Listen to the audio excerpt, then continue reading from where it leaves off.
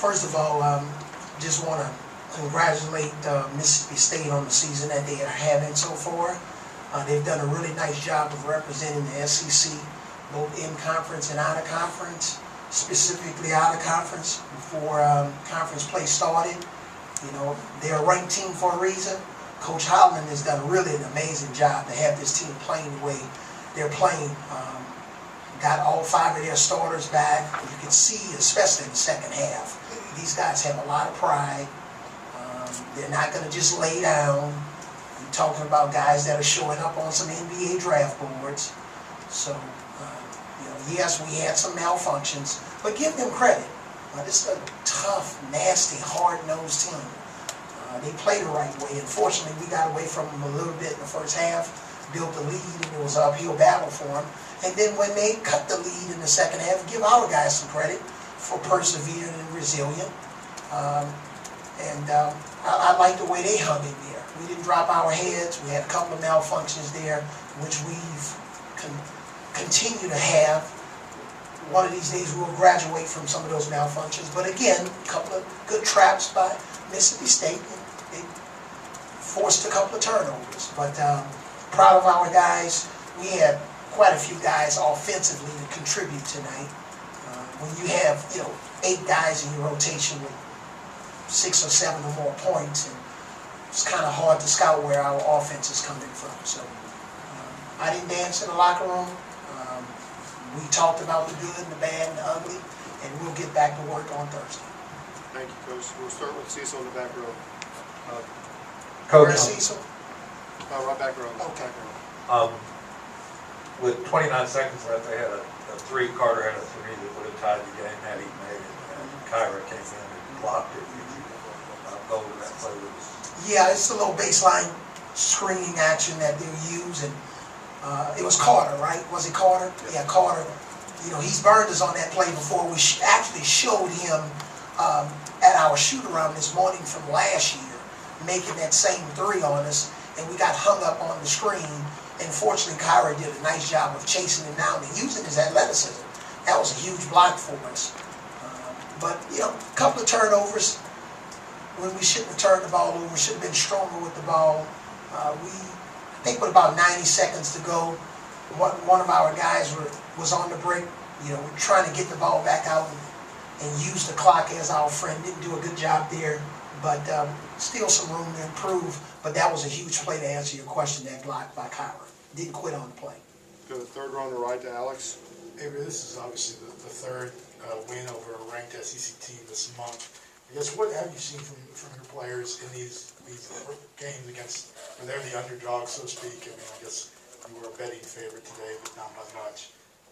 What do you take away from that? Just think their focus, high level concentration. We played some outstanding defense in the first half. And really, you know, I know people love to pick apart a stat sheet, but this is a team that's been scoring, having double figures 3-point shots, and you know we held them to 3 tonight. That's pretty huge, but they sure held us to 1. All right, so I just think for us, high level concentration, all the small minor details, especially early in the game, a little bit early in the second half, didn't execute on some of those details late. That last 4 minutes of the game, you know, we just got to get better, but fortunately we held off a really good team. And go to the third row on the left, Tony. With the way you guys have been struggling for consistency, how reassuring is it to have a guy like Dante Hall who's gotten double digits, I think 13 of the last 14 games? Yes, it is reassuring, but when guys like Dante Hall and Herb Jones get in foul trouble, it puts a strain on us defensively. And just the way Herb and Dante, you know, playing offensively, Herb getting the ball in the paint and making the right passes. Dante Hall, you know, ran a couple of plays for him that he scored on tonight, but not having our anchor of our defense and a guy that's kind of the head of our defense in foul trouble is tough. I was thinking, boy, you know, maybe next time I'll maybe bring Dante in 2 minutes later.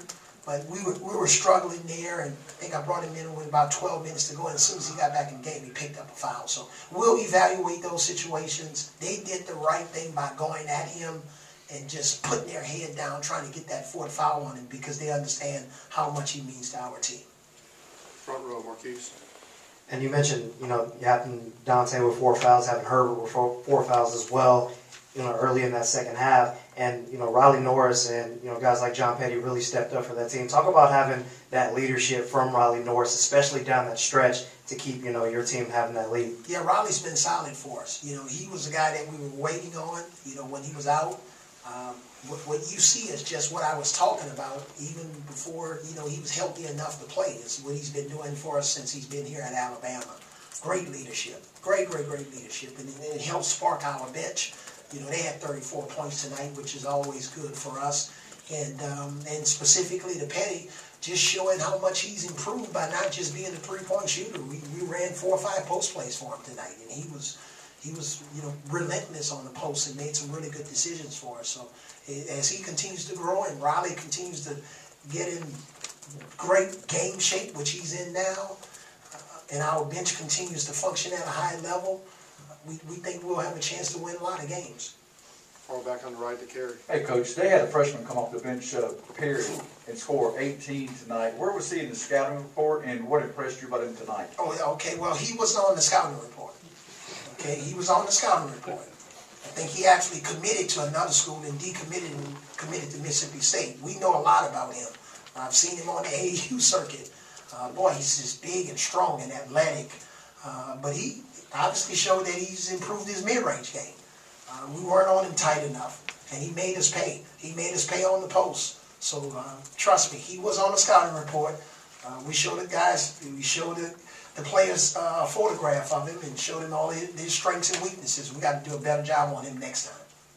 Back to Alex. Obviously, you were critical of Dante getting in foul trouble, but how much was it a priority early in the game to feed him, get some open, and Riley and Kyrie even had some, kind of, like you said, the backdoor kind of slashes to the basket because of the focus on him a little bit. Yeah, it's just Dante Hall is a threat, and we sometimes miss him. And he's a nice, mild-mannered guy, except when he's blocking shots and rebounding. But we just encouraging our players to give him a look some more. There are 3 or 4 times every game that we miss him when he's open. And he's more than a guy. He's more than a guy that can get offensive rebounds and dunk it in. He's a guy that you can run some plays for. We got to use that to our advantage, and I thought we did that tonight. We have time for one more question, if there are any. Right up here, Marquise. You can just stretch over there. Coach, you guys have 54 points inside the paint. Are you stressing to your team on offense on taking those high percentage shots instead of taking that long 3-point shot or that long, mid-range jumper? Well, we love threes. I don't like 1 for 16. We're capable of shooting threes better than that, and we've shown that this year. But when you have guys like Dejon Ingram and Herb Jones and John Petty and Riley, Tevin Mack, these some big guys, man, at the wing position. There are a lot of NBA teams, on certain levels of the NBA that don't have size like this. These guys are huge. And even with some of the teams we've played against, like a Kentucky, when they came in, they take pride on having big wings. But, when we put the ball on the floor and drive and make the right play off the dribble, it helps us tremendously. And we had a size advantage. And, especially, kind of caught Peters in the post a little bit. Obviously, Nick Witherspoon's one of their better defenders. He was out, and hopefully he will be okay. I went and gave him a huge hug after the game, so hopefully he will be okay. But, yeah, we like that driving and kicking with our wing players. All right, thank you, Coach. I got one more thing to Go say. ahead. Again, it's not something that we talk about because we want to sound program, but on a night like tonight where there's frigid temperatures, okay?